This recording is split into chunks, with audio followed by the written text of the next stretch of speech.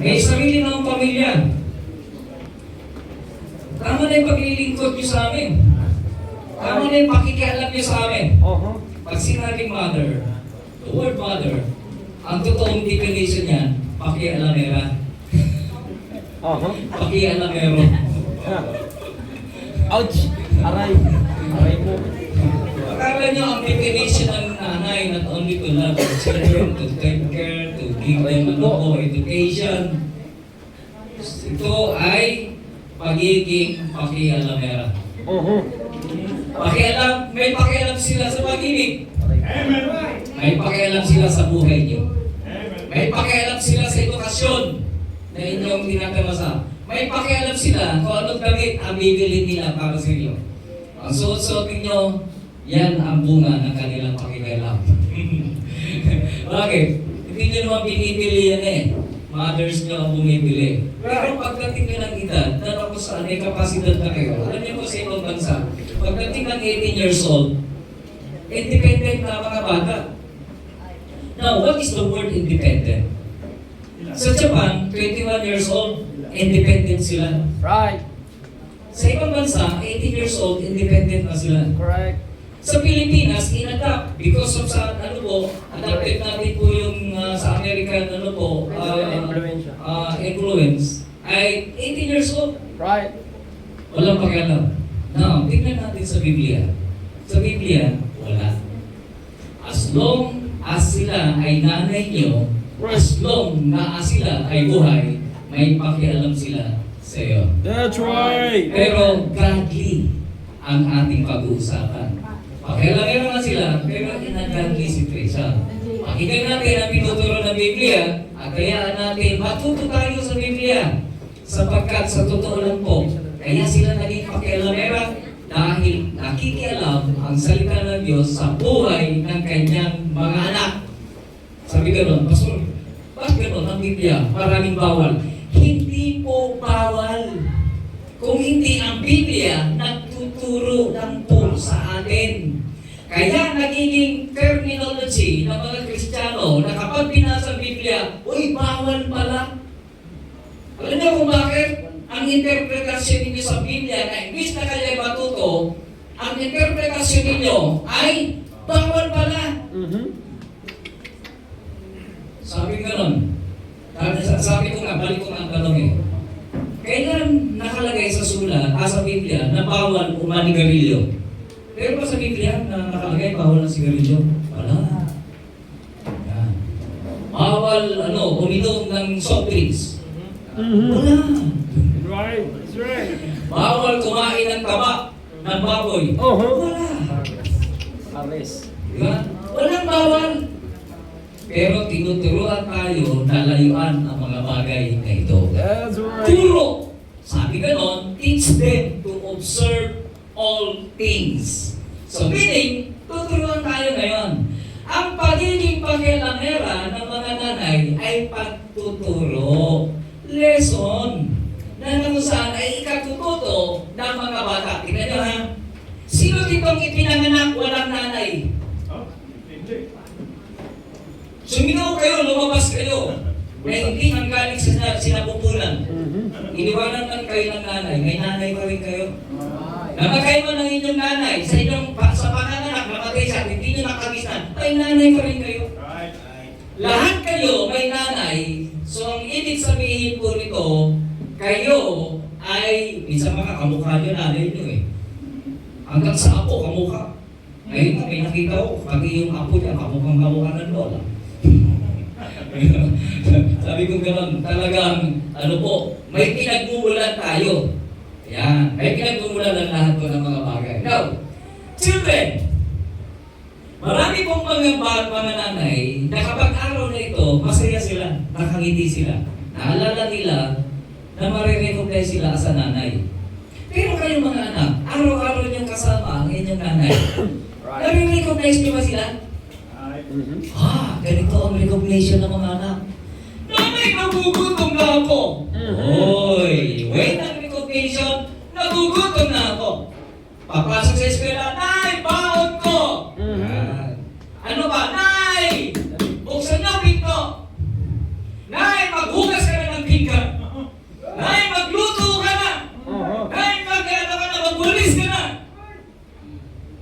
niyo ang bata. Kung gaano nila nire-recognize ang kanilang mga magulang. That's right. Diba? Yan ang isang bagay. Alam niyo po, balik kamo po natin. Ako, nakita ko, nung bago maging nanay ang misis ko, nakita ko, ang ano po, 6 years na kung saan, ako lang po nagtatrabaho, sabi ko, okay na magtrabaho. Sabi ko, ang yabang ko ano. Ako lang magtatrabaho, diyan lang.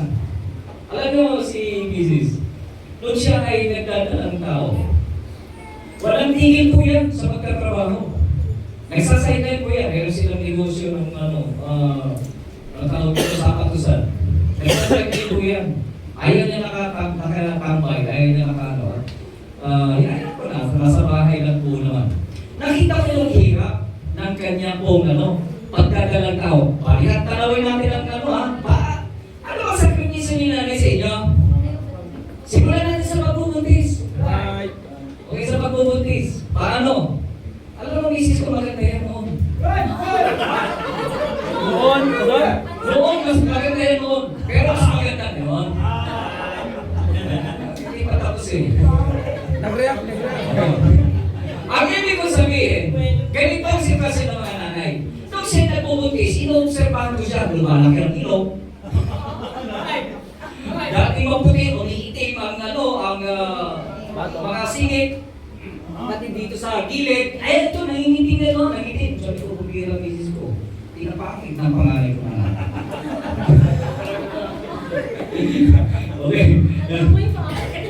Okay. Kumbaga sa sexy, naging sexy. Hindi, meron din sa'yo part. Yung kilo niya noon eh. Si Evel, mas lumaki. Yung kay Evel. Okay. So nakita ko, nasira ang kanyang katawan, lumaki, nagbago ang kanyang sistema, nagiging irritable siya, nagiging mainit ang kanyang katawan, lagi nagpapaypay. Mga nanay ha, ito na-observahan ko ito sa asawa ko. Tinitingnan ko, habang pinag-aaralan ko ito sino kayo magandang halimbawa? Ang nakita kong person, sa personal, ay ang aking asawa. Na-observahan ko siya, tinitingnan ko siya. Namaga lahat. Wala makakita, sino dito nakasama ko dito na nagbubutas? Asawa ko. Okay. Namaga lahat, ibig sabihin, pinapangit siya. Ng kanyang pati yung kanyang kondisyon sa katawan, naging iba. Diba? Buti pa ng mga tatay, habang tumatagal nila, pumupugi. Good. That's right. Bumaga ako. Right. That's right. Tapos aawahin ninyo. That's right. Kayo lang pinapugi ng inyong asawa. Kayo ba pumapangit sila. At kalimitan sa mga tatay, inaayawan na kapag pangit na. Pasaway kayo kaya inaaway. Kesa tatay yun. Sa June pa yun, sa June. Ito pala yung Mother's Day. Okay. So ito ang Sir Marcos Crisis. Alam niyo po sa loob ng apat na buwan. Sa tatlong buwan, napapansin ko sa kanya yung pagkatawa ng pagbabago, pagpabibigat ng kanyang timbang, tapos sakit ng ulo, kaya pag nadadagdagan pa ng asawa, dumudoble ang sakit ng ulo. Tapos parang ihi siya, ayan, gigisingin ako niya, iihi ako. Hanggang ngayon. Hanggang ngayon, lalo na kapag kami ay nakatulog sa ibang lugar. Camping. Oo, camping! Kagagaling ko lang sa toilet, pagdating ko, kukunin ako, sumama ko sa toilet. Sabi ko, yan ang sinasabi ko kapag camping eh. Tayo na toilet. Kaya sunod-sunod, pinikalit niya ako. Kaya nito, mag-camping. Ayoko, wala siya ko, mag-uutin ko na. Kasi ang layo, lalakarin. Di ba? O so, ganun, palahihi, ang isang dead problema niya, yung pagtutubi, nag-iingat sila eh. Dahil baka magkaroon ng sensitive yung pagbubuntis mo kasi. So yan po yun, nagiging diskomportable ang mga nanay. Bye. Ngayon, nakita niyo ang hirap. Naramdaman niyo ba yung mga anak? Hindi. Ang nakakaramdam lang yan si nanay. Pinakwento lang nila sa inyo, hindi. Sapagkat ayaw po nila na may stress kayo. Sapagkat yung kanila kalagay, nakaka-stress. Di ba? Nakaka-stress. Kaya after po noon, pagdating ko ng 13 weeks, weeks to 28 weeks o 3 months again, ay ito po ay madali na sila mapagod. Right. Eh, lumalaki na ng katawan, lumalaki na ng ano, madali sila mapagod. Right. Kaya kayo mga tatay, tulungan nyo naman. Di ba? Ikaw walang dinadala, siya may dinadala. Right. Di ba? Minsan kasi mga lalaki, ganito si Jorito eh. Hindi siya totoo lang. Ako kasi, pagiging ako ang lalaki sa tahanan, ako ang boss, ako nagtatrabaho, gusto ko pagdating ko, naka-ready na yan. Ayan. Ano na yan, ayos na yan. Pero inalis ko yun eh. Inalis ko yung sitwasyon. Sabi ng misis ko, paano ito, hindi ako maglaba? Walang problema, marunong ako maglaba. Natutunan ko yan. Ako nasa nanay ko. Tapos, pag magsusot ako ng damit, ako kasi sisitibo. Gusto ko planchado. Eh, hindi niya marunong magplansya. Ako na magplansya. Paplansya ako gano'n. Pag darating ako ng trabaho, hindi ko pinagkalaban ng lamping yan. Hindi nga kayo, diapers na kayo. Inabot ko po. 1989. Lampin. Katsa. Pupunta ako sa bakery. Naghahanap ako ng mga katsa. Tapos, pinuunan ko yun, iakit ko yun, ginagawang lampin. Pag uwi ako, ilalaban ko. Ang technique ko, ganito. Nagmamadali ako eh. Pagkagaling, pagkagising sa mga bago magtrabaho, lalaman ko na yun. Iyan ko na. Dumadaan ng aming nanay. Hindi alam ko, dumadaan. Nakita niya. Ano yun? Sensitibo yun. Sabi niya, pagkukuha na nakita na maglalaba. Sabi ko, ko na, nay, huwag na po. Wala po ko pambayad. Ako na magbabayad kaysa naman ganyan ang paglalaba. Yung pala, bago pala yun, binababa, aalisin niyo muna ng amoy, bababa pa sa gas. Yan. Malay ko, wala pala sila ng harina eh. So, marami siyang paraan para bago gamitin. Yung unang gamit ni Hazel, ng aking panganay, nagkaroon po ng ano yan? Rashes. Ay, napakasisitive yung panganay yan. Pati sa gatas, sensitive. Ayan, oo. Tapos nun, dumating si Erel. Yun. Lalo na sira ang katawan ng misis. Pag lalaki pala, ang katawan mo, maraming tumutuko sa katawan. Kung bakit ba naman, nagpipray ako, Panginoon, babae ito pangalan ko, bigyan mo ako ng lalaki. Yung pala, pahihirapan yung mga may bahay. Tapos after 6 years, alam niyo po, hirap na doble, yung first 3 months, mas mahirap kapag lalabas na ang bata at pabigat ang katawan, yung kondisyon ng kanilang katawan. Alam niyo kung bakit ang buntis, laging high blood yan. Irritable. Di ba? Kaya huwag niyo nang dagdagan. Huwag niyo nang dagdagan ang pagiging irritable, kundi intindihin na natin at unawain natin sila. Alam niyo kung bakit minsan nung pagkatapos ng misis ko sa kumuha ng education niya, ay magkatapos siya, nag-take siya ng board exam. Pumasa agad. Ang sabi pa kanya, ayoko nang tignan yung resulta. Hindi naman ako papasa. Sabi ko, sayang naman ang prayer ko. Pinag-pray ko, sa katapos hindi Ayaw nang tignan. Bumili ako ng dyaryo. Kaya Aling Ruth.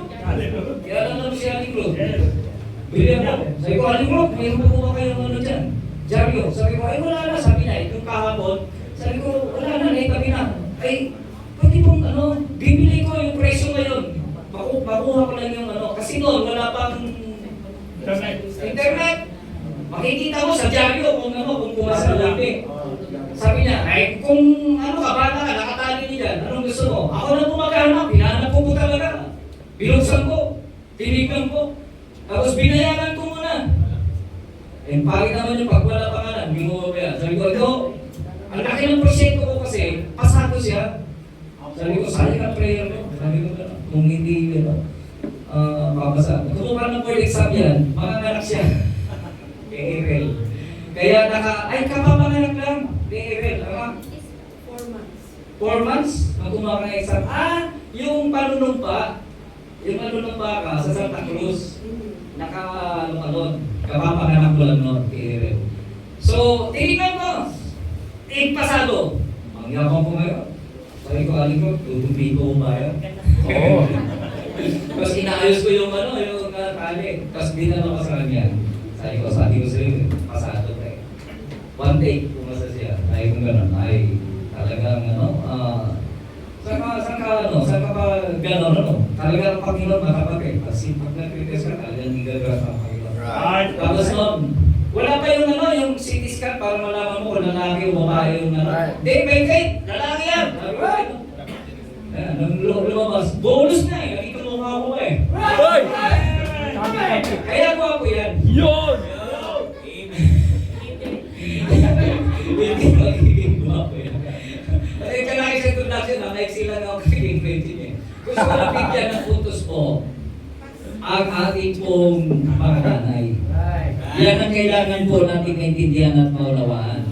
Alam niyo po, masigit na nakakaintindi, makakaunawa ang higit na nakakaintindi, nakakaunawa, hindi ang mga anak. Correct. Kundi kayo mga tatay. Na nakikita nyo, kasama nyo, siyang na buwan na kasama niya. Ikaw ang magpatotoo, ikaw ang magsasabi, anak. Kaya nga yung mga tatay, kapag kayo ay sinalungat nyo si nanay at minura nyo, sinutok nyo, ang unang magagaling si tatay. Tandaan niya yan. Bakit? Kasi nakita ng tatay, ang hirap niya bago kanya ilabas. Siya ang siya ang mga tagapagtanggol. Kaya awayin nyo na si tatay, huwag lang si nanay. Dahil ang mga kaaway mo, dalawa. Okay, now, una, let's talk about this. Sinabi ko sa talatang ito sa Ephesians chapter 6, verse 1 to 3. Okay, dito na tayo. Ang pinakamahirap ko pala dito, yung panganganak. Nung nanganganak si Mrs., nasa ulo na nakuhawak-hawak yung kamay. Yan, nanganganak siya gano'n. Tapos ano, naku po, alam mo, siya sumisigaw, ako umiiyak. Umiiyak ako, sumisigaw siya. Kung gaano po, normal kasi yung deliver, ay talagang umiiyak ako nun. Hindi naman siya si Hazel, may bagyo. Ano pangalan ng bagyo na yun? Kaya tinanganak siya dito sa lola, sa mamatid. Pero kasi dyan yung lola nila, dyan nakapira. Doon din na lang kasi baha sa binyang. Umulan. Binyahin namin ako punta doon. Tapos doon nanganak yan. Nakita ko yung hirap. Kaya sabi ko na Sabi ko nga sana lalaki na lang ang nagbubuntis eh. Pero imposible eh. Na nagbubuntis eh. Pero sa babae binigay ang pagbubuntis. At kita-kita ko. Alam mo kayong mga tatay, dapat pag manganganak ninyong may bahay, kami no! Hindi yung magbibigay kayo ng yung iba dyan, 6 ang anak. Right, man? Alam mo, napakagaling magbuntis. 12 na kapatid! Uso-uso yan eh.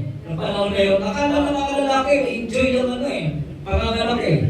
Di ba? Wala pa kagawa ng babae. Ganon na sitwasyon. Now, dito, pag-aralan natin ngayon, ang nanay, na sa sobrang hirap ng kanyang dinanas, minsan para sa araw na ito, pangitiin naman natin sila. Bigyan naman natin sila ng konsiderasyon. Mga kapatid, wala tayong activities. Walang activities sa hapon. Ang activities na gagawin nyo kayong mga bata, i-date ninyo si nanay. I-date ninyo ang inyong mga magulang. Ang inyong, si tatay, iwanan nyo lang muna. Tayo, sabihin ka na. Ikaw, Jun. Ngayon, May, si nanay lang ulit, i-date namin. Kulang budget. Pero, driver ka eh. Wala, no choice, sasama ka talaga. No choice. Sasama ka. Okay, now, number 1. Ay, dito mo na. Sa Ephesians 6:1, sabi dito, children, obey your parents in the Lord, for this is right. Honor thy father. Hindi lang si tatay po ang bigyan ng parangal, kundi si nanay. Pero dito, pag-uusapan natin si nanay. Alam niyo po ba kung bakit ang mga kabataan ngayon may iksi ng buhay? Bastos.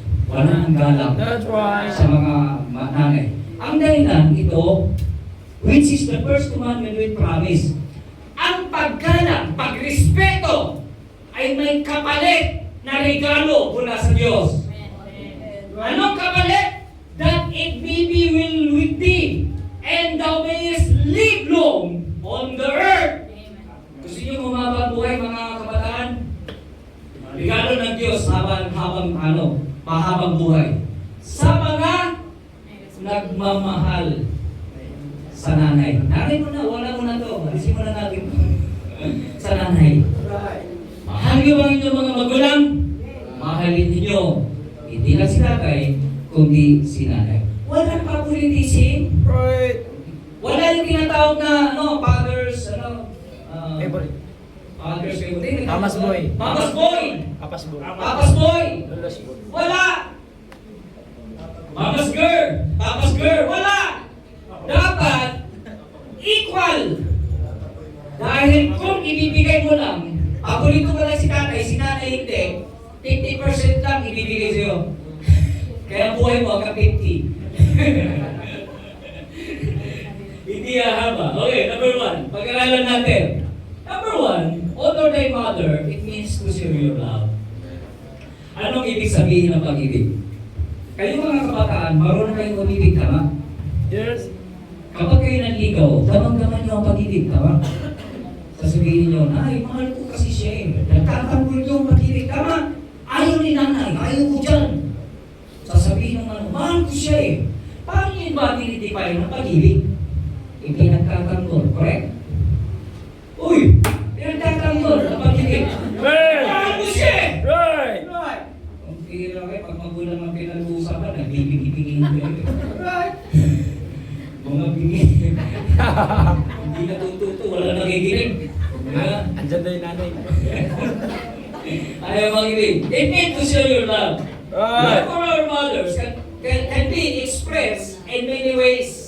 Okay, so maraming pamamaraan ang binibigay po para po ito maipakita. Alam niyo po ang Panginoong Isus nung napako siya sa krus ng Kalbaryo. Nasulat ko ito sa John chapter 19, verse 26 to 27. Nung makita niya, alam niya, naiiwan niya ang kanyang nanay. Right? Iwan niya ng kanyang nanay.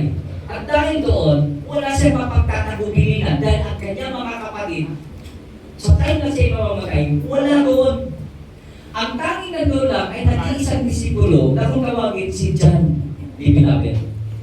At dito, sinabi na ng Panginoon sa verse 28, sabi nito, when Jesus therefore saw his mother and his disciple standing by, ito yung si John, whom he loved, he said unto his mother, woman, behold thy son. Now, after na tinagubilin po at ipinakilala kanyang anak, yung anak naman na tumatayo na si John, sabi niya, behold thy mother. Right. So, anong ibig sabihin ng pagtatagubilin? Alam niyo po sa krus ng Kalbaryo, ha? Tingnan niyo, ha? Bakit doon walang father? Kasi si Joseph patay na po sa time na yun. Ang presensya na lang po na doon, si nanay at anak. Okay. Alam niyo kung bakit? Sa 7 sayings, isiningit si nanay sa tagubilin. Right. Isiningit sa buhay ng mga Kristiyano at ang mga anak, si nanay sa puwang sa puso ko nila. Right. Biling pagtatagubilin sa inyo. Kayong pinagtagubilinan, anong ginawa ninyo sa inyong nanay? Ang sabi ng Panginoong Isus kay John, behold thy mother. Anong ibig sabihin nito? Uy, bigyan mo ng attention ang nanay mo. Right. Uy, alagaan mo ang nanay mo. Uy, respetuhin mo ang nanay mo. At lahat ng mga bagay na yan ay patungkol sa pag-ibig. Okay. Number 1, sa ating pinag-uusapan sa Ephesians chapter 6, verse 1, ay yung sinasabi po dito, children, obey your parents in the Lord. Alam niyo po, yung tinatawag na salitang obey, it is literally po, ng kalugan po nito, hindi lamang makinig, kung hindi but to take heed to what he said and to do it. Right. Kung anong sinabi, batas sa bibig ng nanay. Utos ng isang nanay. Ibig sabihin, ito ay hindi pwedeng pakinggan lang. Mag-utos kayo sa inyong mga anak. Anak, bili ka ng suka. Ay, sandali po. Mga naglalaro po po. Ay, nasiga. Tuloy. Nay! Ano ba yan? May inuutos nyo. Ayan, natalo tuloy ako. Oho. Di ba? Aray mo. Kita niyo po yun. Pag sinabi po ano po, obey your parents, ibig sabihin po nito, makinig ka attentively. Right. Alam mo ang hindi nag-uutos. Correct. Alam mo ang inuutos, pinabili ka ng suka, bumili ka ng asin. Oho. O hindi mo alam ang ano po, ang salitang obedience. Kapag ikaw inutusan at mali ang iyong ginagawa, hindi ka marunong makinig at hindi ka rin sumusunod sa iyong nanay. Right. O di ba, ang nanay mahilig magbigay ng instruction, di ba? Right. Sa kayo matututo maglaba, sa inyong nanay. Sa kayo matututo magluto, sa inyong nanay. Di ba? Lahat ng gawaing bahay, ang magkukunan yung teacher ay ang nanay. Right. Kaya dapat yung matutunan una ay ang pagsunod. Yung salitang in the Lord. Yung salitang in the Lord po, sa talatang ito, ay sinasabi po ito, ang Diyos po ang nag-design dito. Na ang ibig sabihin, hindi kayong susunod dahil obligasyon mo. That's right. Di ba? Anak lang naman ako eh, karapatan mo yun po mag-utos. Yan ang dahilan ng mga bata. Anak nyo lang po naman ako eh. Ano magagawa ng isang anak? Yan ang kinakatwiran ng mga anak. Pero sabi dito, in the Lord. Right. May takot ka sa Diyos, may takot kang sumunod sa iyong mga magulang. Sapagkat sinabi dito, obey your parents in the Lord. Dahil yun ay ibinigay sa iyo na dapat sumunod sa inyong mga nanay. Yan ang isang mahalaga na dapat nating sundan. Tingnan niyo po ba't nawawala dito yung ano? Ay, ito pala yun. Bakit nasa 2 siya? Okay. If we obey Christ first, we will obey our parents. Tingnan niyo ha. Ang isang bata, ganito. Kapag ika'y pasuway sa iglesia, pasuway ka sa church, nakikinig ka pero hindi ka masunurin sa salita ng Diyos. Pag uwi mo sa bahay, ganun ka din? Hindi rin. Kasi yung salitang in the Lord, ang Diyos ang nagtuturo, hindi po si pastor. Kaya kung ano yung matututunan mo dito, yun din po, kaya nga if we obey Christ first, we will obey our parents. Ang bunga ng iyong karagdagang kaalaman sa salita ng Diyos ay kung paano mo tratuhin ang iyong mga magulang, ang iyong nanay, of course. At yan ang isang bagay. Alam niyo po, for the children who disobey or curse their parents, yung mga hindi sumusunod sa mga magulang, sa mga nanay. Ang sabi ko sa Leviticus chapter 20 verse 9, sabi ko dito, for everyone that curseth his father or his mother shall be surely put to death. O kita niyo po, mahaba ang buhay niyo, iiksi ang buhay niyo. Yan, ang ano po. Gusto niyo maging pahabangin ang buhay, una, dapat matuto kayo sumunod sa inyong mga magulang. Now, kaya niyo bang ibigay ang ang tinatawag po nating love sa ating mga magulang? Mahirap ba gawin ang pag-ibig? No. Mahirap? No. Kayo nga, tumibok lang ang puso sa sabihin mo, love at first sight. Tumibok lang yun. Nakita lang na maganda yung babae, uy, na-in-love na ako. Diba? Subukan mong tumingin sa pangit, hindi mo mapipilan lang. Diba? Diba? Kasi yung pag-ibig, pinipili nyo. Ito nung kayo pinanganak, kayo mga kabataan, pinili pa kayo sasabihin ng nanay, ay, ganito, Panginoon, bigyan mo ako ng ganito, wapo, Yun. maputi, Yun. matangkal, matalino. Ano? Daming request sa anak, yun ang gusto kong anak. Mayaman. Okay. Alam niyo po, kayo mga kabataan, lumilabas po kayo sa mundong ito, hindi nyo alam kung sino tatay nyo at nanay nyo. Correct. Tama? Right. Kasi ibig sabihin, hindi nyo pinili sila. Correct. At hindi rin kayo pinili ng inyong nanay na kayo magiging anak. That's right. Now, pero pagdating ng buhay, pagka nag-iisip na kayo, sasabihin niyo, sana hindi na lang kayo ang nanay ko. Oh. Di ba? Bakit pinili niyo ba sila? Balik ka ba Balikan niyo tanong nanay niyo. Ay, pinili niyo ba sila na maging anak? Ikaw na matigas ng ulo, pinili ka ba niya na maging anak? Kung pagpipili lamang ang kadahilanan, ang una natin tanungin, ang nanay kung sino gusto niya maging anak. Right. Buti pa yung kapitbahay, mabait, sana sila lang ang anak ko. Oo. O, di ba? Meron ganun mga perspective mga ganun mentality.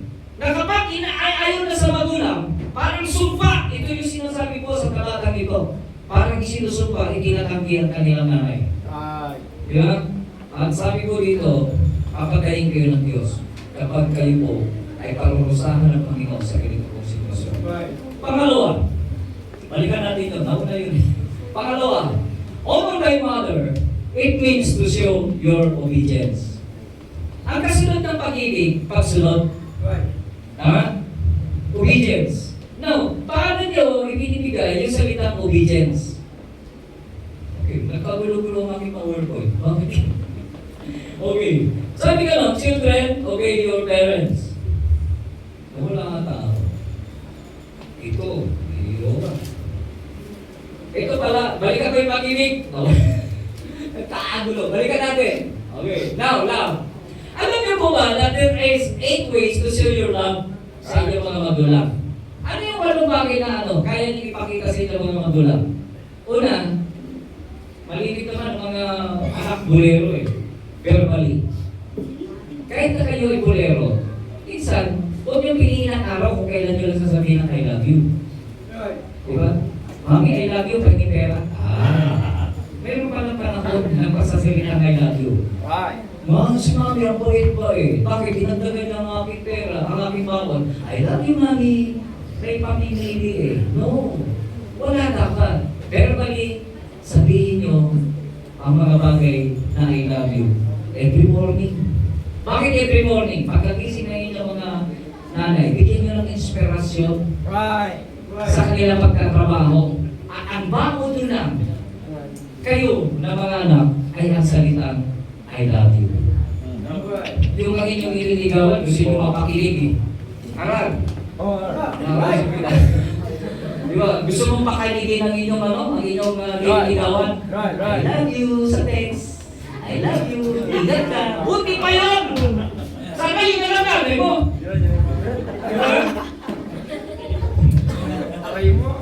Ito, may nililigaw. Yun. Di ba? Ganon!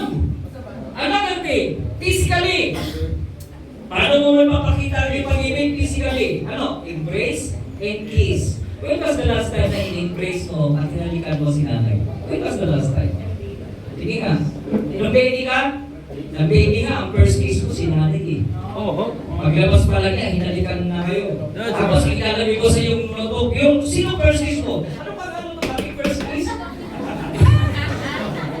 Ang naalala, yung crush, hindi si nanay. When was the last time na hinal? Pangalawa, yung tabangan to, honor of gratitude. Minsan naman, magbigay kayo ng mga say thank you to your nanay kahit sa small na bagay. Right. Walang presyo ang pagsasalitang thank you. Right. Pag malaki baon, thank you. Pag maliit na baon, kasi baon, nagdada mo. Maliit ang Lamo. Kahit maliit na bagay, say thank you. Bakit pinaghirapan ng mga yan? Right. Diba? Hindi yan magbibigay ang inyong nanay ng kaunti. Right. Alam mo yung amount na binigay sa'yo, halimbawa 50 pesos, maliit na bagay sa'yo yun. Sa kanya, malaki na yun. Right. Hindi nyo nare-recognize. Right. Ang nare-recognize ninyo by the number. Yung amount. Right. Di ba? Ganon. Pagbibigyan ng cellphone, gusto ay branded. iPhone 40. Ano pinakamababang cellphone? Nokia po, 3210. Huwag naman yun. Panahon ko yun Yung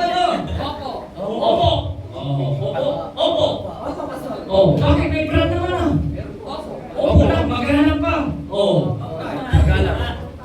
Yun ang isang bagay na dapat natin i-appreciate. Pang-apat, generously. Minsan, yung bang magbibigay ka ng mga attention po, baka ang nanay, kailangan niya ng katulong. Right. Kailangan niya ng help. Right. Pagluluto, instead na nagsiselfon ka,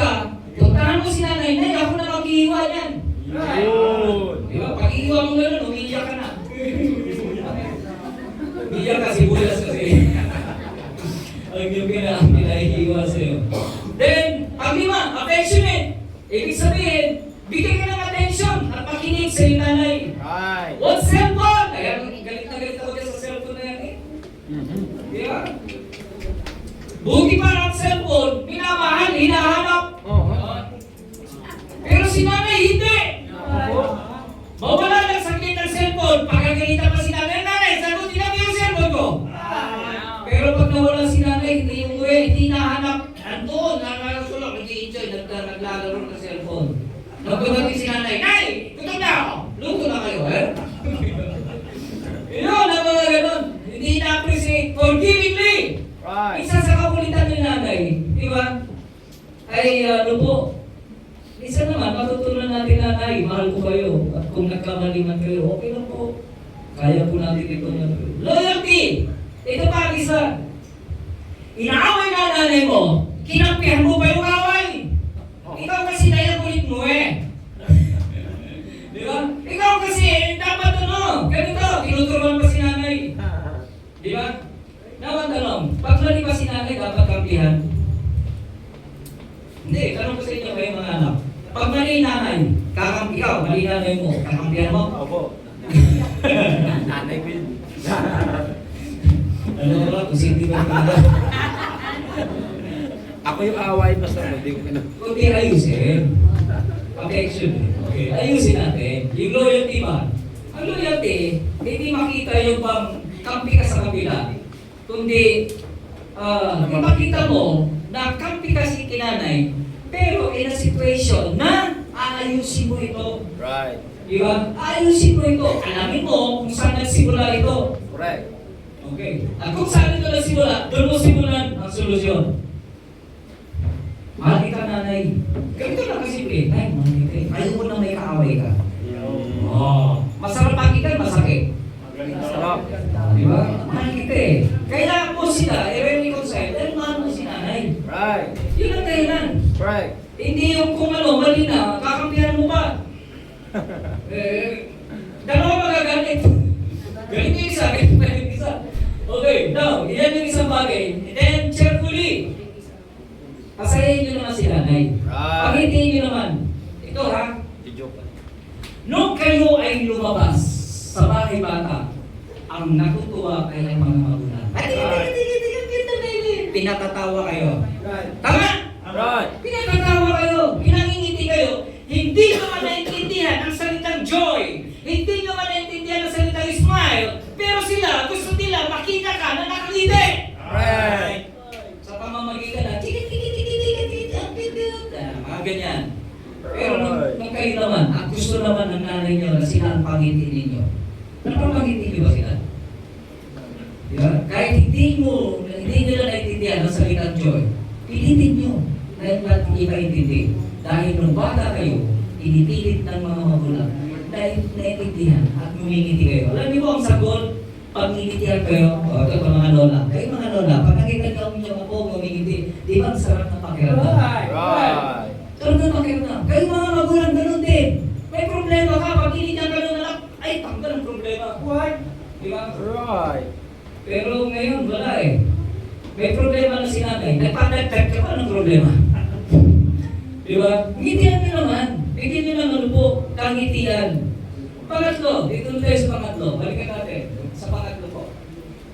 Honor thy mother, it means to show your respect. Paggalang. Alam mo sa panahon ngayon, nawawala ng pagmamano. Nawala na rin yung salitang po at opo. Tama ko eh. Uro at ho, nawala na rin po yun. Pagmamano, wala na, hindi ko na nakikita eh.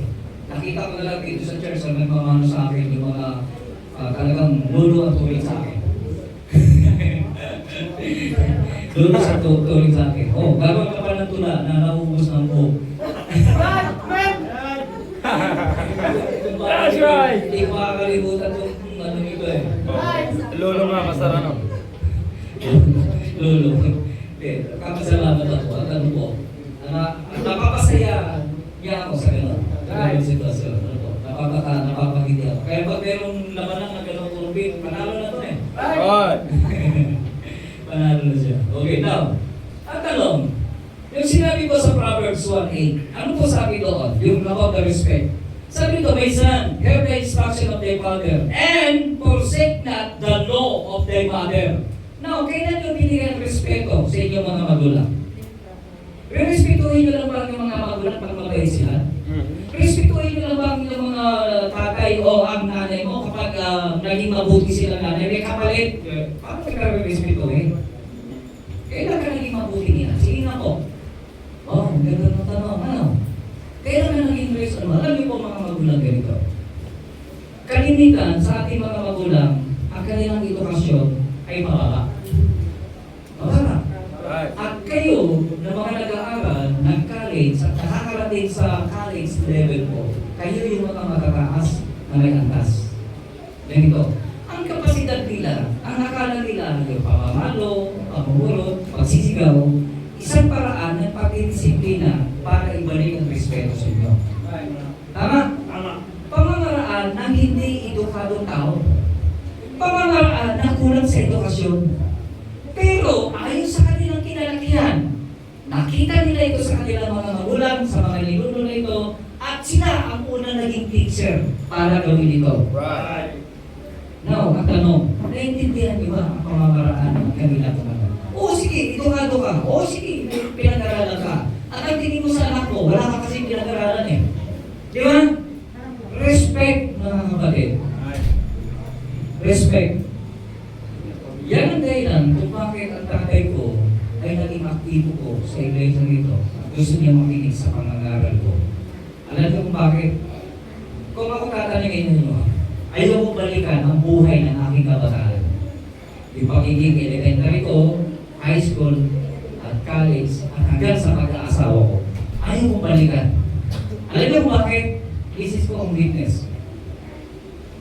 Ganito ha, kung gaano yung isumpaan niyo mga magulang, mas higit itong batang ito na itakwil ng kanyang mga magulang.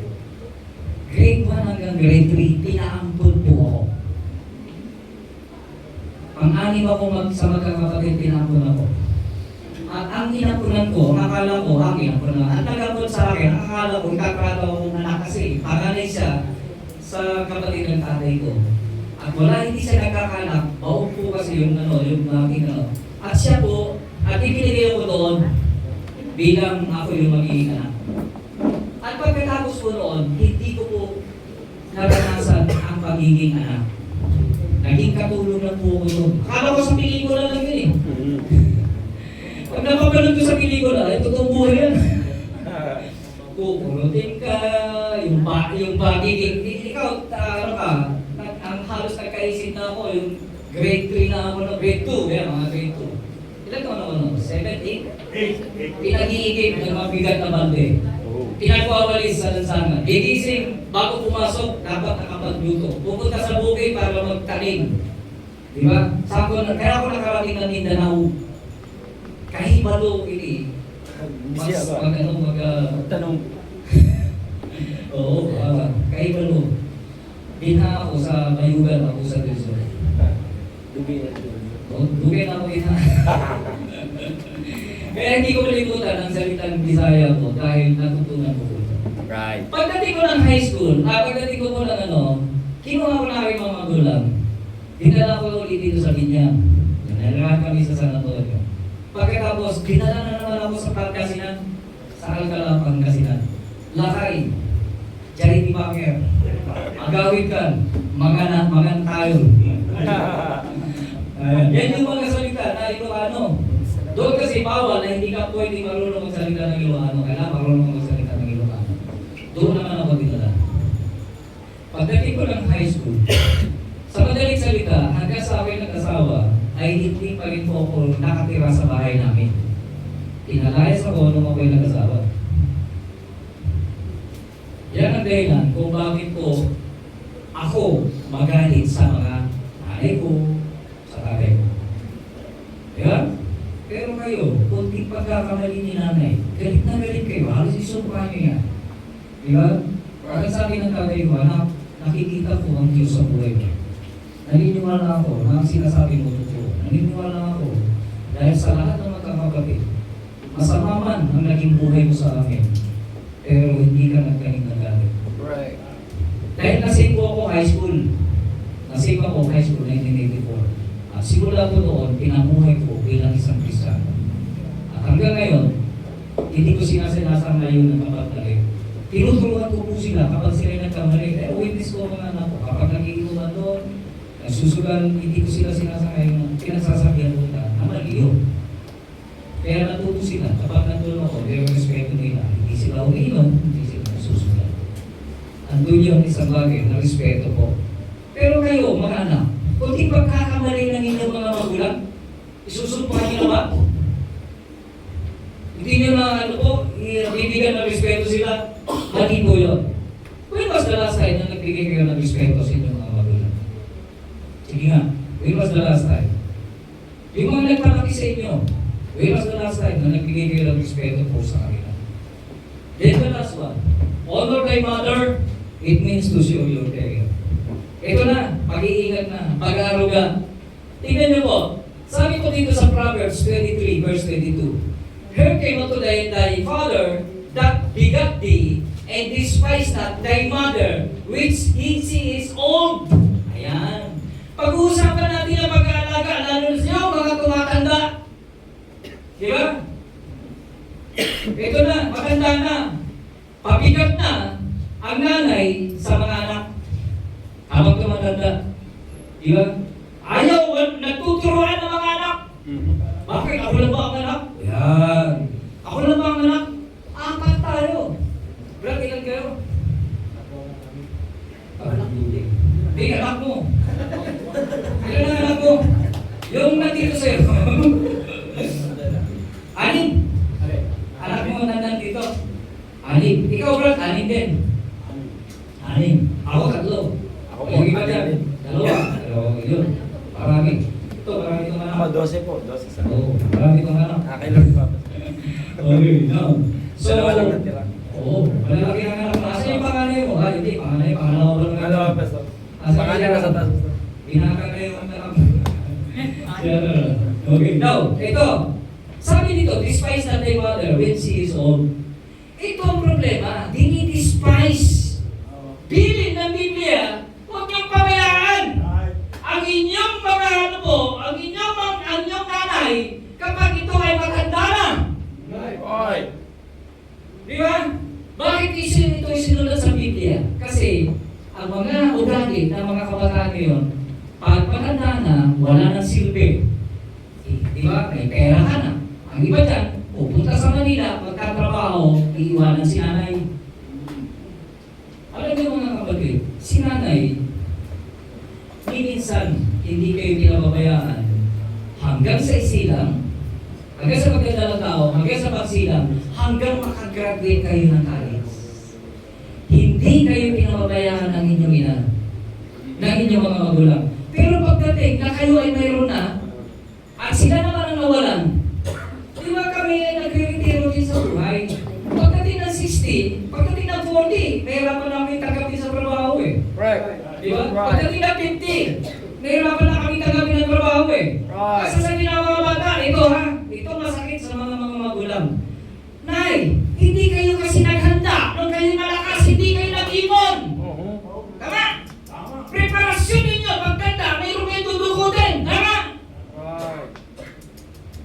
Bakit hindi nyo itanong? Nay, bakit hindi kayo nakaipon? Ang sagot ng mga magulang, paano makakaipon? Nag-aral ka, nagpakain ka, nag-ano ka, binigyan ka ng dami.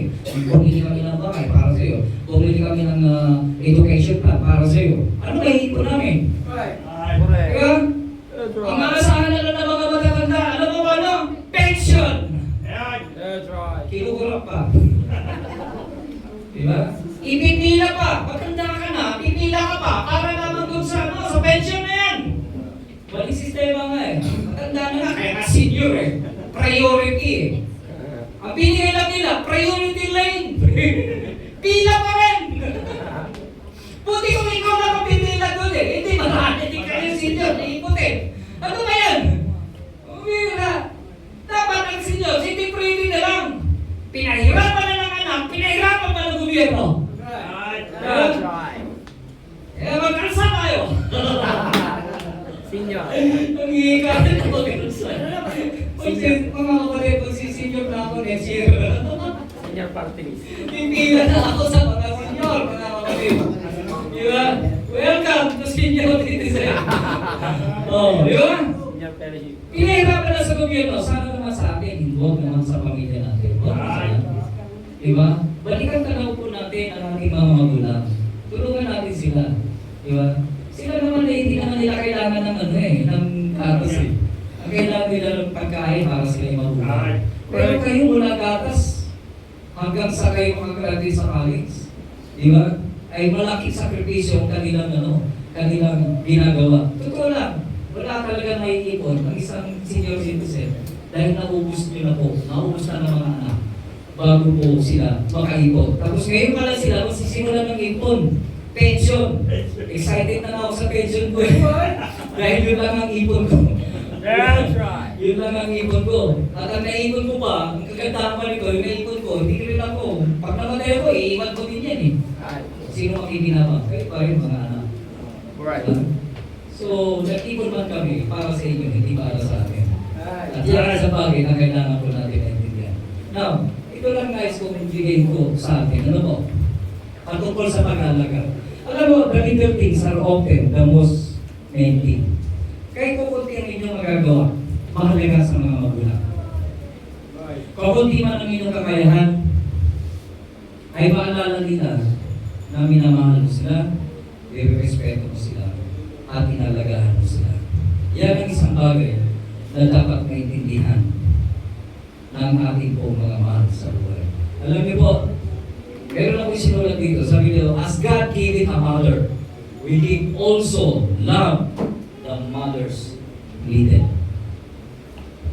Kung ang Diyos po ay marunong magbigay ng isang ina, ihalagaan ba natin ang bigay ng Diyos para sa atin? Yung kanilang pangangailangan, pag-ibig, respeto, pagsunod, at pag-aalaga, palang araw na dumating ko sa kanila. Tandaan niyo po ha, gusto niyo umabang buhay? Buti pa dito, sumasagot. Kayo, gusto niyo umabang buhay? Dito, gusto nila umabang buhay. Kayo, gusto niyo umabang buhay? Sabi ko dito, honor thy father and mother, which is the first commandment, with promise that it may be well with thee, and thou mayest live long on the earth. Alam niyo mga kapatid, sana may intindihan na unawaan po tayo sa salita ng Diyos. Tinuturuan po tayo na magpapakristyano. Ginawa tayong kristyano, mamuhay tayo kristyano. Amen. Let us pray. Panginoon, salamat po sa aming napag-aaral.